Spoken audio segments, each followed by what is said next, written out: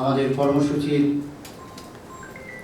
চলমান এবং আজকে যারা আমাদের প্রোগ্রামের ডিজাইনটা এরকম যে শুরুতে সেইটা কি করেছে সেটার একটা রাজশাহী ডিভিশনের জেলা তার একটা লাখ লাখ বাংলাদেশি অন্য দেশে আশ্রয় নিতে হয়েছিল, ভারতে আশ্রয় নিতে হয়েছিল। We have here the Russian silk, রেশম ব্র্যাকের অনেক এক্সপিরিয়েন্স আছে।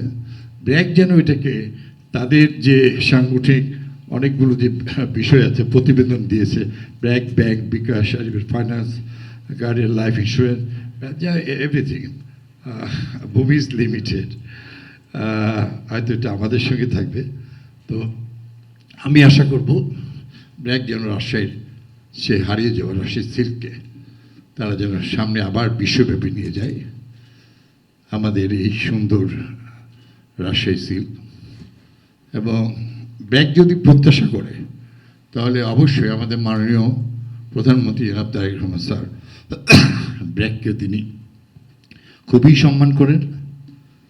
আমাদের সঙ্গে যখন কথা হয় আলোচনায় তিনি আশা করেন যে আগামী দিনের স্বাস্থ্য ব্যবস্থা এবং জব সৃষ্টিতে ব্র্যাককে সর্বোচ্চ স্থানে তিনি সহযোগিতা চান। এবং তারা তো সারা পৃথিবীতেই করছে, why not first in our country motherland. তো সেই জন্য আমি আশা করছি যে তারা সেমনি আগের দিনে কাজ করবে।